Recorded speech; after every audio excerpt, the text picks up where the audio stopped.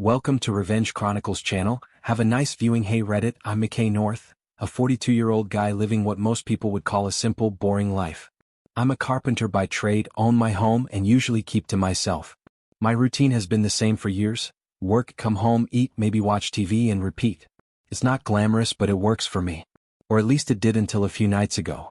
It was a Wednesday evening, and I'd just finished up a long day sanding cabinets for a client. By the time I got home, it was past 9. The neighborhood was quiet, except for the occasional bark of a dog or the hum of a car passing by. I was sitting in my living room with a cold beer, thinking about calling it a night, when I heard a noise outside. It was faint, just the sound of something rustling near my trash cans, but enough to make me get up and check. At first I thought it was raccoons. They're common around here, and I'd had a run-in with them a few times before. So, I grabbed a flashlight and headed out the back door, muttering about the mess I'd probably have to clean up.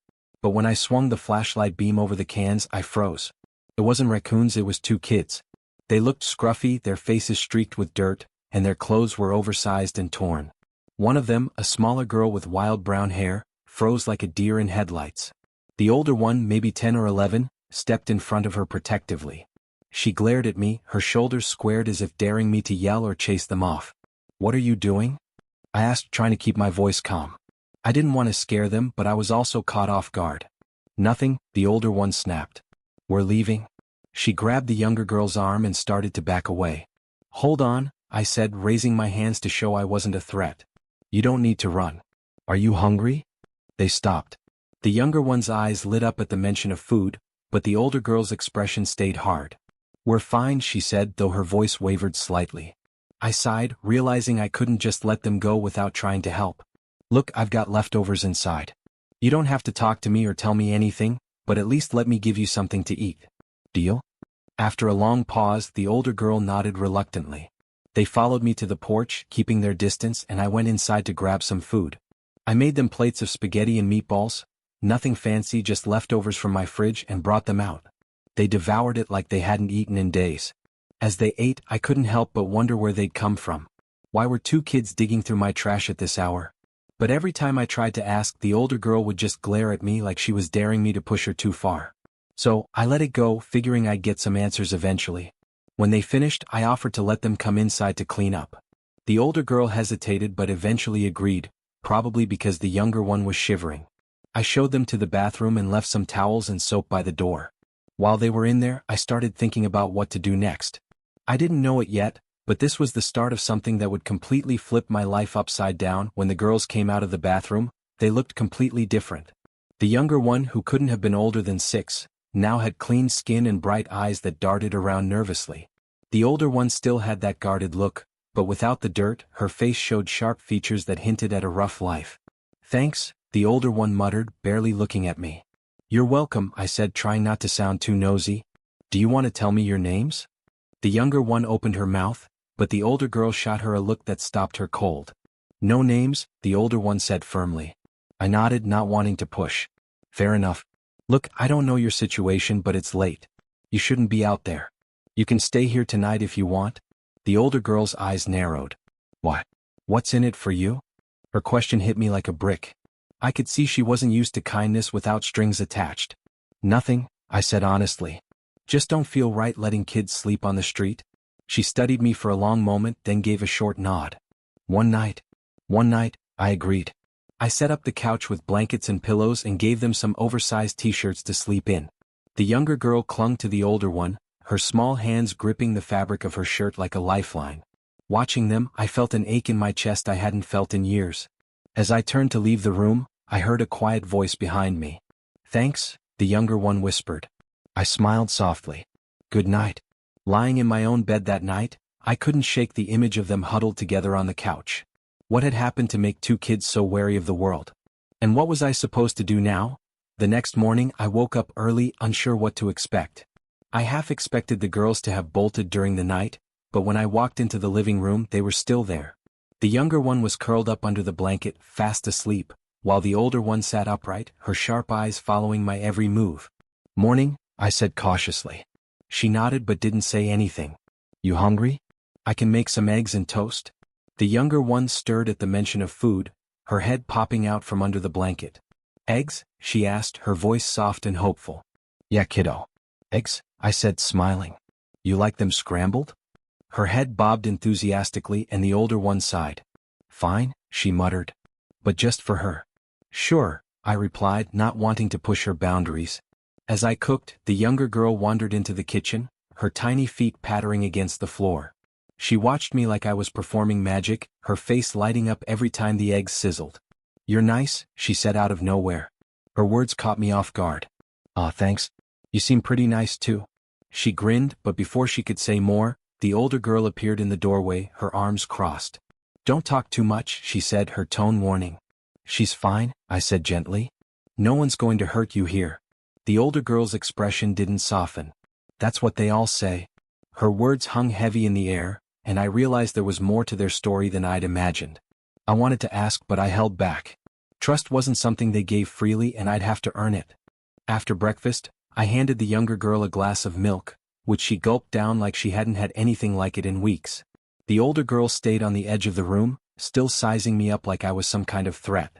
You know, I said, leaning on the counter, I'm not going to force you to talk, but if you need anything, clothes, a ride somewhere, whatever, I can help. She scoffed. We've heard that before. People like you always want something in return. Her words hit hard. I wasn't sure if it was anger or just sadness in her voice, but either way, I knew it came from a place of hurt.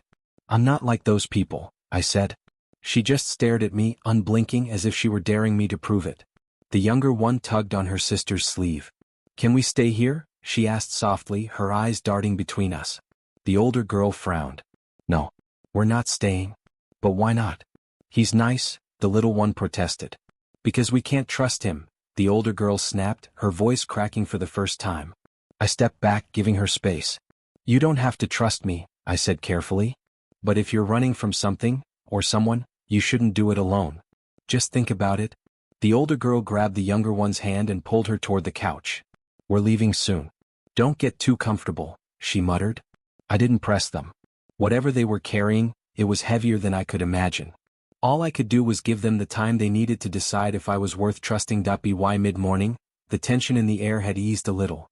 The younger girl started exploring the living room, picking up small trinkets and flipping through an old magazine I'd left on the coffee table. Her curiosity made me smile, though her sister kept shooting her sharp glances whenever she got too close to anything. I decided to take a chance. You know, I've got a bunch of stuff in the garage. Might be some old clothes or shoes that could fit you too. You want to check it out? The younger girl's face lit up, but she looked to her sister for approval.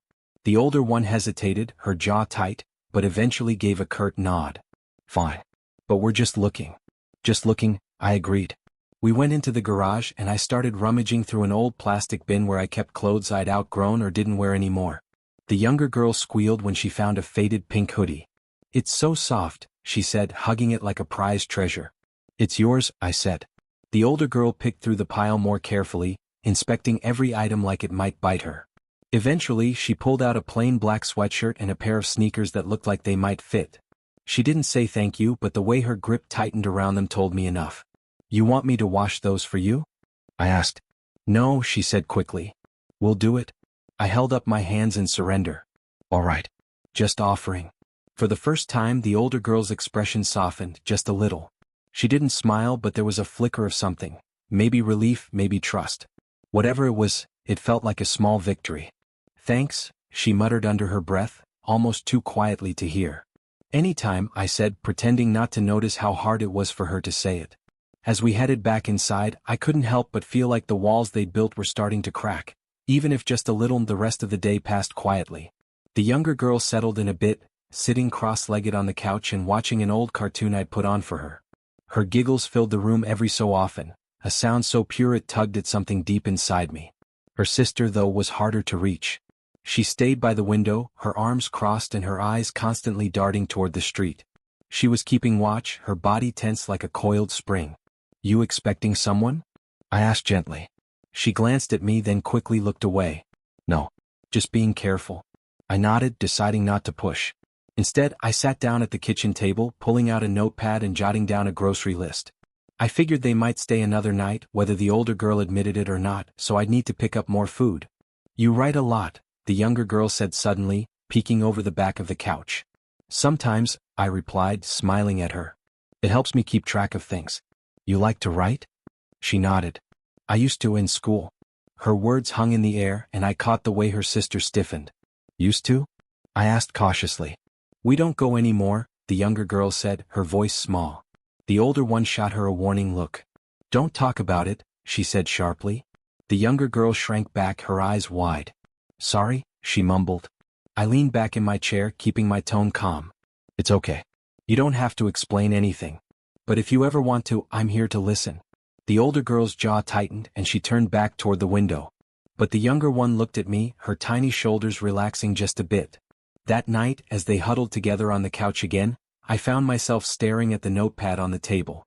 I still didn't know who they were or what they were running from, but I was starting to piece together the edges of their story. It was messy, raw, and filled with things they weren't ready to share. But I was in it now, whether I wanted to be or not. The next morning started with rain, a steady, rhythmic patter against the windows. It set a quiet mood in the house, which was fine with me. I wasn't sure how to approach the day, but I knew pushing the girls too hard would only backfire. I made pancakes, hoping the smell would lure them out of the living room. Sure enough, the younger girl padded into the kitchen first, her messy hair sticking out in all directions. She smiled when she saw the plate stacked high with syrupy goodness. Morning, I said, sliding the plate toward her. Morning, she replied shyly, sitting at the table. She didn't wait for her sister this time, diving into the pancakes like she hadn't eaten in a week. A few minutes later, the older girl appeared in the doorway. Her hair was neatly brushed and she'd changed into the black sweatshirt she'd picked out yesterday. She gave me a guarded nod before sitting down across from her sister.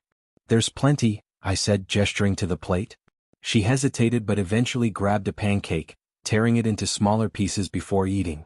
The silence was thick and I wanted to cut through it without making her defensive. You two been traveling long? I asked casually, trying to sound more curious than intrusive.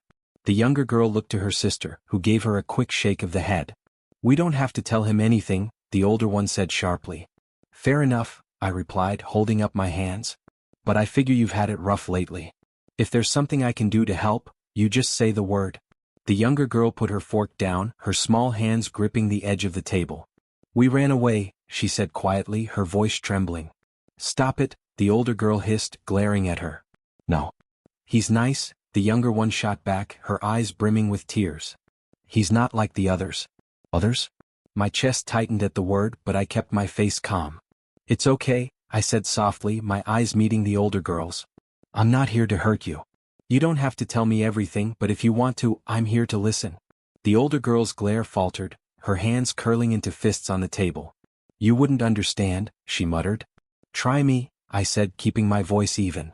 She stared at me for a long moment, her jaw clenched like she was fighting an internal battle. Finally she spoke, her words clipped and bitter. We were in a foster home. It was bad. So we left. The room seemed to shrink around us, the weight of her confession settling heavily in the air. I'm sorry, I said quietly, meaning it. The younger girl sniffled, wiping her nose on her sleeve. It was scary there, she whispered. The older girl reached across the table, squeezing her sister's hand. We're fine now, she said firmly, though her voice shook just a little. I nodded, choosing my words carefully. You're safe here. I don't know what happened, but nobody's going to hurt you while you're in my house. The older girl's eyes narrowed. How do we know you're not lying? Everyone lies. I get it, I said. You don't know me and I can't blame you for not trusting me. But actions speak louder than words. Let me show you I'm on your side. Her gaze softened slightly, though she still looked wary. One wrong move and we're gone, she warned. Deal, I said. The younger girl gave me a tentative smile, and for the first time, the older one didn't immediately shut her down. As the rain continued to fall outside, I realized how much deeper I was in this than I'd planned. But for the first time in years, I didn't mind. Something about these girls, about their resilience, their guarded hearts, made me want to protect them no matter what. After breakfast, I left the girls to settle while I cleaned up the kitchen. The rain outside showed no signs of stopping, which meant I had the perfect excuse to keep them indoors and away from whatever or whoever they were running from. The younger girl wandered back into the living room and curled up on the couch with the same magazine she'd been flipping through yesterday. The older girl stayed near the window, her sharp eyes scanning the street outside. I decided to take a chance. You know, I've got a workshop out back, I said, leaning casually against the doorframe. Figured I'd spend the day in there. If you want to join me, you're welcome. No pressure. The younger girl's face lit up. A workshop? Like with tools and stuff? Yup, I said smiling. Tools, wood, even some paint if you're into that. She looked to her sister, who frowned but didn't immediately shut her down. Can we please? The younger girl asked, practically bouncing in her seat. Fine, the older one muttered after a pause. But we're just looking. Just looking, I agreed, motioning for them to follow me. The workshop was my pride and joy, a little shed out back filled with everything I needed for my carpentry projects. As soon as we stepped inside, the younger girl's eyes went wide. She ran her fingers over the smooth wooden planks stacked against the wall, her excitement contagious. What's this? She asked, pointing to a half-finished birdhouse on the workbench. It's a birdhouse I've been working on, I said. Want to help me finish it?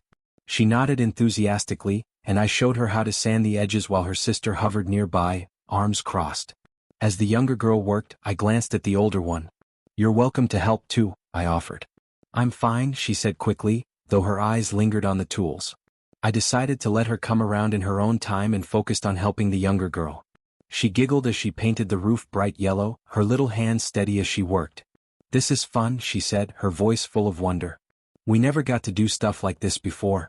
I didn't press for details, but her words stuck with me. What kind of life had they come from where something as simple as painting a birdhouse was a novelty? Eventually, the older girl stepped closer, watching intently as her sister worked. You're getting paint everywhere, she said, her tone half scolding, half teasing. Am not, the younger one shot back, sticking out her tongue. You are, I said, laughing. But that's okay. Messes can be cleaned up. For a brief moment, the older girl smiled, a small, fleeting thing, but it was there. It felt like progress, however small. By the time we finished the birdhouse, the rain had slowed to a drizzle. The younger girl proudly carried the finished product back into the house, chattering about where we could hang it. Her sister followed, her steps a little less guarded than before. As we settled in for the evening, I couldn't help but feel like we'd turned a corner. The older girl wasn't ready to let her guard down completely, but the cracks in her armor were starting to show. And for the first time in years, my quiet, predictable life didn't feel so lonely anymore. The next day started off quietly, almost peaceful. The girls seemed more relaxed, at least as much as they could be. The younger one helped me make breakfast, her giggles filling the kitchen as she cracked eggs and accidentally got shells in the bowl. The older one stayed at the table, watching us with that same wary gaze but occasionally softening when her sister laughed. After breakfast, I decided to take a chance. We should hang up that birdhouse today, I said. There's a tree out front that would be perfect for it. The younger girl lit up, bouncing in her seat. Can we? Her sister hesitated, glancing toward the window. I don't know, she said slowly. It's safe, I assured her. Just the front yard and I'll be with you the whole time. She still looked unsure, but when her sister grabbed her hand and gave her a pleading look, she sighed. Fine. But only for a little while. The three of us stepped outside, the air fresh from the rain. I found a low branch on the tree and held the ladder steady while the younger girl climbed up to hang the birdhouse. She giggled the whole time, proud of her work.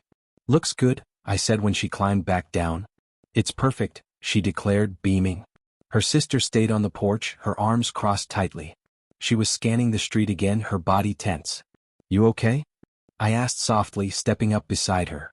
She didn't look at me. We shouldn't be out here too long, she muttered. Before I could respond, her eyes widened and she grabbed her sister's hand. Inside. Now, she said sharply, pulling her toward the door. What's wrong? I asked, following them quickly. Just get inside, she snapped. Once we were back in the house, she locked the door and pulled the curtains shut. Her breathing was shaky, her face pale. Hey, I said gently. What happened? She shook her head, refusing to answer. The younger girl clung to her, her wide eyes filled with fear. Did you see someone? I pressed, keeping my voice calm. The older girl hesitated, then nodded once. A car. Black. It drove by slow, like it was looking for something. My stomach twisted. Are you sure? Yes, she said firmly. I've seen it before. Her words sent a chill down my spine. Whoever or whatever they were running from wasn't far behind. Okay, I said, trying to keep my own nerves in check. We'll stay inside. I'll keep an eye out. You're safe here, I promise. The older girl didn't respond, but her grip on her sister tightened. That night, I sat by the window watching the street long after the girls had fallen asleep. I didn't see the black car again, but the knot in my chest didn't go away. Whoever they were running from wasn't just a memory, they were still out there, and now I was part of the picture. The next morning, the house felt quieter than usual. The younger girl was still her usual bubbly self, helping me set the table for breakfast and chatting about how pretty the birdhouse looked from the window. But her sister's mood was heavier, her face shadowed by the events of the previous day. After we ate, I decided it was time to address the elephant in the room. "We need to talk," I said, sitting down across from the older girl. Her eyes narrowed. "About what?" "About that car. About what you're really running from." Her jaw tightened. "It doesn't matter. We'll be gone soon anyway." I shook my head. "It does matter. If someone's looking for you, I need to know. I can't help you if I don't know what's going on." She hesitated, her fingers drumming nervously on the table. The younger girl, sensing the tension, crept closer to her sister and held onto her arm. Finally, the older girl sighed, her shoulders sagging under the weight of what she was about to say. "We were in a foster home," she began, her voice low. "The man there, he wasn't good. He hurt people. Kids like us." My stomach churned at her words, but I kept my expression neutral. "You ran away to get away from him?" She nodded. "He didn't even notice we were gone for 2 days. But then I think he realized we might tell someone. That's when we started seeing the car." I clenched my fists under the table, anger bubbling just beneath the surface. "Did you report him? To the police?" "We tried," she said bitterly. "Nobody believed us. He's good at lying, making himself look like the victim.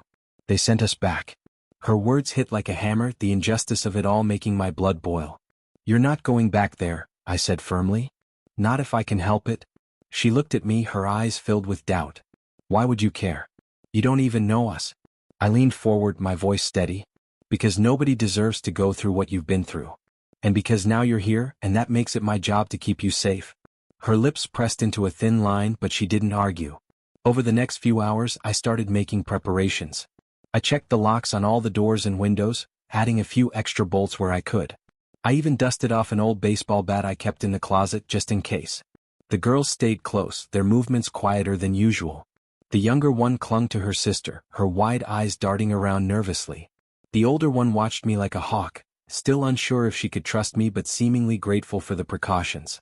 That night, as I double-checked the locks one last time, I caught the older girl watching me from the hallway. "Thanks," she said, her voice barely above a whisper. I nodded. "Get some rest. I'll keep an eye out." She hesitated, then gave me a small nod before retreating to the living room where her sister was already asleep.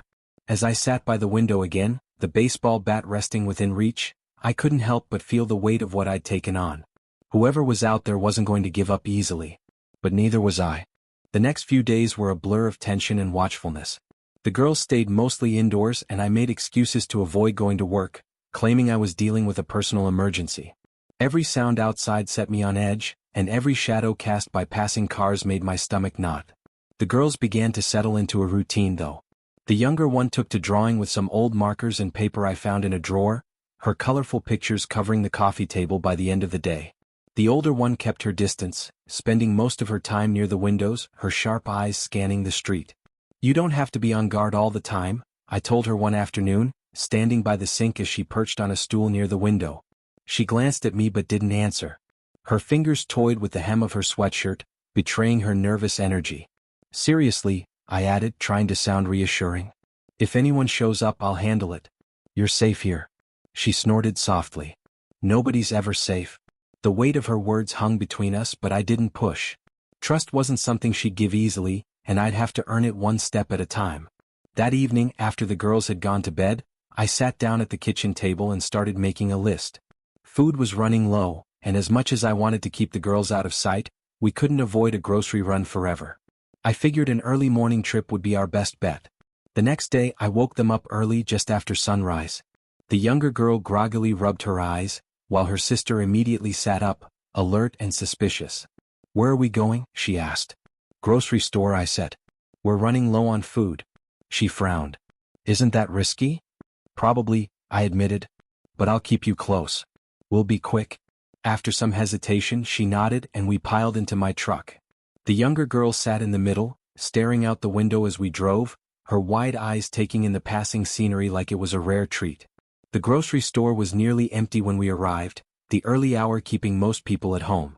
I grabbed a cart and started tossing in essentials, bread, milk, eggs, and a few treats for the girls. The younger one followed me closely, pointing out things she liked while her sister kept a wary eye on every passerby. When we reached the checkout line, the cashier, a cheerful woman in her 50s, gave me a warm smile. "Haven't seen you in a while, McKay," she said. "Been busy," I replied, keeping my tone light. Her eyes flicked to the girls. "Your nieces?" I hesitated for half a second before nodding. "Yeah. Staying with me for a bit." "Sweet girls," she said, smiling at the younger one, who ducked shyly behind her sister. We left quickly, the girls helping me load the bags into the truck. The drive home was quiet, the tension from being in public still thick in the air. Back at the house, I unloaded the groceries while the girls retreated to the living room. The younger one resumed her drawing, but the older one stayed by the window, her usual post. I joined her after a while, leaning against the wall as she scanned the street. "You okay?" I asked. She nodded but didn't look at me. "That woman, the one at the store. She didn't seem bad." "She's not," I said. "Why?" She shrugged, her fingers drumming on the windowsill. "People like that, they're not usually the problem. It's the ones who seem normal but aren't." Her words sent a chill down my spine. "You've had to deal with a lot, haven't you?" She finally looked at me, her eyes hard. "More than you can imagine." I wanted to say something, offer reassurance, tell her she didn't have to carry it all alone, but the words felt hollow. Instead, I just nodded, letting her know I was listening. That night, as I was locking up, I spotted movement down the street. A car, dark and nondescript, was parked at the corner, its headlights off. My pulse quickened and I stayed by the window watching. After a few minutes, the car pulled away, disappearing into the darkness. But the unease it left behind lingered, clawing at the edges of my mind. Whoever was looking for these girls wasn't giving up. And I had a sinking feeling that things were about to get a lot worse. The next morning, I woke with a sense of foreboding. Sleep hadn't come easily the night before, not after seeing that car. I kept replaying it in my head, the way it sat there, silent and menacing before slipping away into the night. The girls were already up when I came into the kitchen. The younger one was at the table, munching on a piece of toast, while her sister stood by the window again, her gaze fixed on the street. "Morning," I said, pouring myself a cup of coffee. The older girl gave a slight nod but didn't take her eyes off the street. "You two sleep okay?" The younger girl nodded, crumbs falling from her mouth as she spoke. "Yeah. The couch is really comfy." I chuckled. "Good. We've got more eggs if you're still hungry." The older girl finally turned to me, her expression serious. "Did you see anything last night?" I froze for a moment, debating whether to tell her. "Maybe," I said carefully. A car parked down the street. It didn't stay long. Her face paled and she gripped the edge of the counter. "What kind of car?" "Dark. Couldn't see much else." She closed her eyes, muttering something under her breath. The younger girl looked up at her sister, worry etched on her face. "Is it him?" "I don't know," the older girl said, her voice tight. "It's okay," I said, trying to sound calm. "I'll keep watch tonight. If anyone's looking for you, they'll have to get through me first." The older girl opened her mouth to respond but was interrupted by a sudden knock at the door. All three of us froze. The younger girl's eyes went wide, and she scrambled off her chair to hide behind her sister. The older one grabbed her arm and pulled her further into the kitchen, her body tense and ready to bolt. I motioned for them to stay put, grabbing the baseball bat I'd stashed near the door. "Stay here," I whispered. As I approached the door, my heart was pounding so hard I was sure whoever was outside could hear it. I peeked through the peephole and saw a man standing on the porch. He was tall, wearing a cheap suit and an unconvincing smile. "Mr. North?" he called, his voice smooth but rehearsed. "Who's asking?" I replied, not opening the door. "I'm from Child Protective Services," he said, holding up a badge. "We've received reports of 2 missing children and I believe they might be here." My grip on the bat tightened. "Do you have any proof of that?" The man's smile didn't falter. "We just need to talk, Mr. North. You can make this a lot easier if you cooperate. Come back with a warrant," I said, my voice firm. The man sighed, his smile fading. "I'd hate for this to escalate. These are serious accusations." "Then I'm sure you won't mind following the law," I shot back. He stepped closer to the door and I caught a glimpse of something in his eyes, something cold and calculating. "I'll be back," he said before turning and walking away.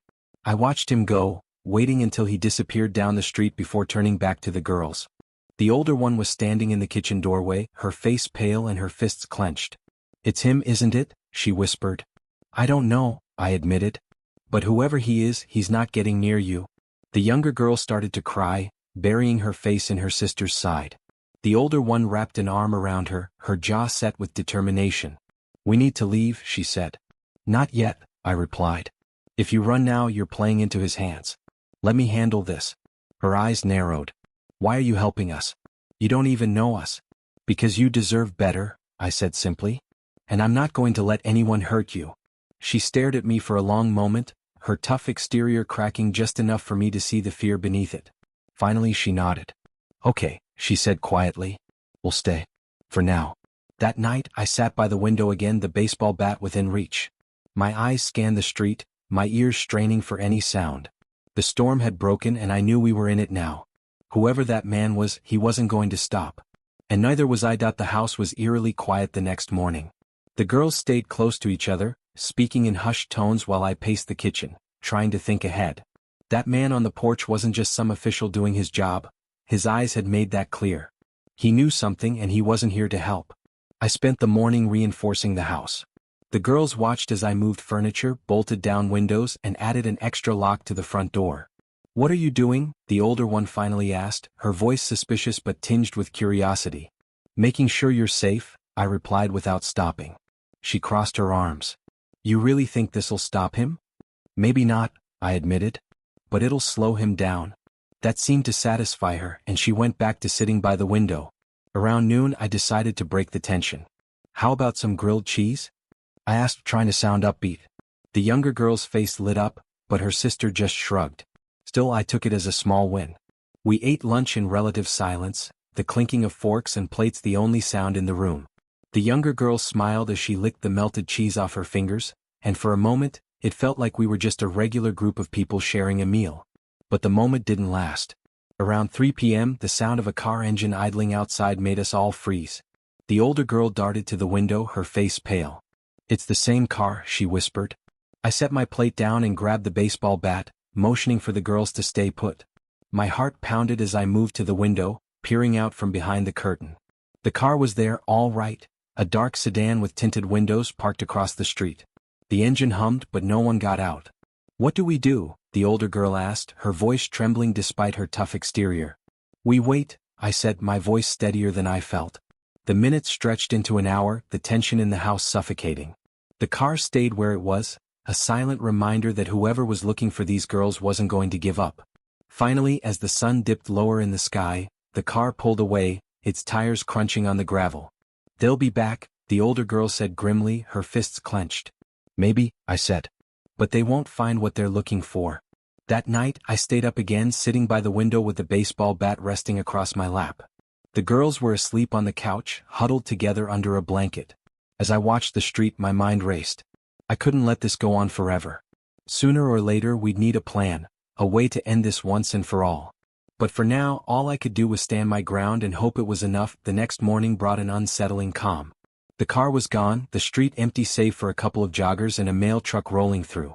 But the tension in the house lingered like a shadow, a reminder that this wasn't over. I brewed coffee and sat at the kitchen table, watching the steam rise from the mug as I tried to piece together a plan. Across the room the girls were quiet. The younger one doodled on a scrap of paper, while the older one sat cross-legged on the floor, her sharp eyes fixed on me. You're thinking of something, she said, breaking the silence. I am, I admitted. What? I hesitated, then set my mug down. I think it's time to stop waiting for them to make the next move. We need to be ready. Her brow furrowed. What do you mean? I mean whoever's after you isn't going to just walk away. So, we have to make it harder for them. Maybe even stop them before they get too close again. Her eyes narrowed. How? First we figure out who they are. Then we figure out how to protect you for good. She crossed her arms, skeptical. And how do you plan to do that? I thought for a moment, then stood and grabbed a notepad from the counter. You said you've seen that car before. Think you can describe it? Anything you remember, license plate, scratches, stickers, anything? She chewed her lip, then nodded. It's a black sedan, newer model. The windows are tinted. The license plate starts with an S, I think. Maybe SLT? Good, I said, jotting it down. Anything else? It had a dent on the passenger door, she added, her voice quieter now. Perfect, I said. That's a start. The younger girl looked up from her drawing, her wide eyes curious. What are you gonna do with that? I smiled at her, trying to sound confident. Just gonna see if I can find out who's driving it? In truth, I wasn't sure where to start, but I knew a guy, a retired cop named Dale who lived a few blocks over. We weren't close, but he owed me a favor for fixing his deck last summer. If anyone could dig up something on the car, it was him.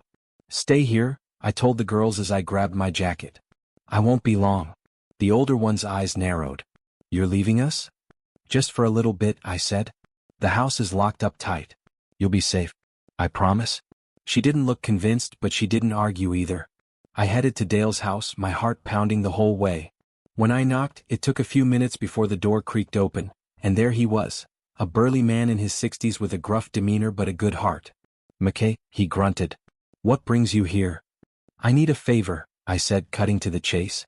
His eyebrows lifted. What kind of favor? I explained the situation as vaguely as I could, leaving out the part about the girls. There's a car I've seen around my place. Makes me uneasy. Can you look into it? See if it's registered to anyone shady? Dale scratched his chin, clearly curious.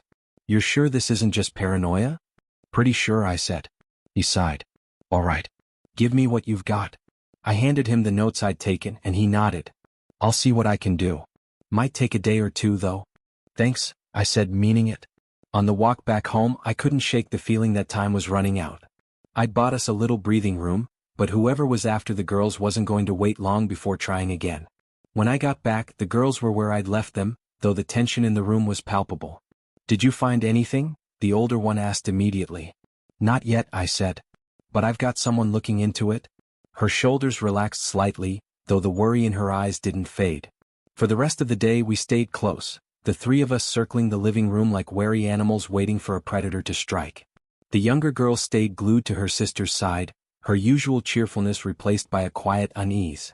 That night, as I locked up and took my usual spot by the window, the older girl joined me. She didn't say anything at first, just sat down and stared out at the dark street. You don't have to stay up every night, she said eventually. Yes, I do, I replied. She glanced at me, her expression softer than I'd ever seen it. Why are you doing this? Really? I thought about her question, trying to put my reasons into words. Because no one else did, I said finally. And because you deserve better than this. She didn't respond, but her lips quirked into the faintest hint of a smile before she turned back to the window. As the hours dragged on, I couldn't help but wonder if we were ready for what was coming. Because if that car came back, I wasn't sure how much longer I could keep these girls safe on my own. The next day began with an eerie sense of anticipation, as if the air itself was holding its breath. The girls and I went about our routine as best we could, but every sound seemed louder, every shadow darker. Around noon, Dale called. I found something, he said, his tone grim. That car. Registered to a guy named Alan Briggs. Name mean anything to you? I shook my head. Should it? Maybe not to you, Dale replied, but he's got a history. Used to run a foster home, got shut down for allegations of abuse. Charges didn't stick, but there's a lot of smoke for there to be no fire. My stomach churned. He's looking for the kids, isn't he? Sounds like it, Dale said. McKay, you sure you're up for this? This guy's bad news. I gripped the phone tighter. I don't have a choice. When I hung up, the older girl was standing behind me, her face pale. It's him, isn't it? She asked.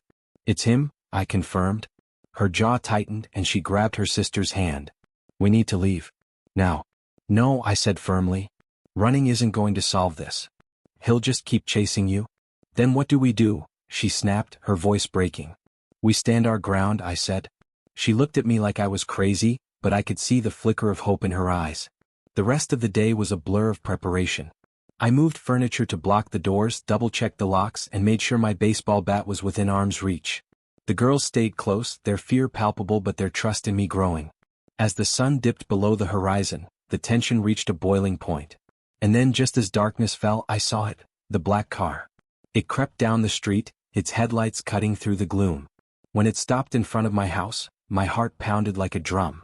Stay here, I told the girls, grabbing the bat and stepping outside. Briggs climbed out of the car, his sharp suit and fake smile even more unnerving in person. Mr. North, he said smoothly, spreading his hands as if we were old friends. You need to leave, I said, keeping my voice steady. He tilted his head, his smile widening. I'm afraid I can't do that. I'm here for the children. They're not going anywhere with you, I said, gripping the bat tighter. Briggs's expression darkened, his facade cracking. You don't understand. They belong to me. No, they don't, I shot back. And if you take one more step, you'll regret it. For a moment, he hesitated, his eyes narrowing as he sized me up. Then he took a step forward. I swung the bat. The crack of wood meeting flesh was louder than I expected, and Briggs stumbled back, clutching his arm with a curse. "You're making a mistake," he snarled, his polished demeanor gone. "Maybe," I said. "But it's my mistake to make." Behind me, the door creaked open, and I turned to see the older girl standing there, her sister peeking out from behind her. "Go back inside," I shouted. "No," she said, stepping forward. Her voice was trembling, but her eyes were fierce. "We're done running?" Briggs straightened, his sneer returning. "You think you can stop me? You're just a couple of scared little girls. And you're just a coward," she snapped. Her words seemed to catch him off guard, and in that moment of hesitation I stepped between them, raising the bat again. "You heard her," I said. "Get out." Briggs stared at me, his jaw working as if he were about to argue. But then he must have seen the resolve in my eyes, or maybe he realized he was outmatched, because he backed away, his sneer twisting into something uglier. "This isn't over," he said, climbing back into his car. "Maybe not," I replied. "But you're done here." He sped off, his tires screeching against the pavement. When the car disappeared, I turned to the girls. The younger one was crying, clinging to her sister, who looked like she might collapse under the weight of her relief. "It's okay," I said, kneeling in front of them. "You're safe now." The older girl looked at me, her tough exterior cracking for the first time. "Thank you," she whispered, her voice raw. In that moment, I knew this wasn't just about protecting them, it was about giving them the chance to start over, to believe that not everyone in the world wanted to hurt them. And as I pulled them both into a hug, I realized I'd found something I didn't even know I was missing. A reason to fight, a reason to care. Briggs might not have been finished, but neither were we. Together we'd face whatever came next.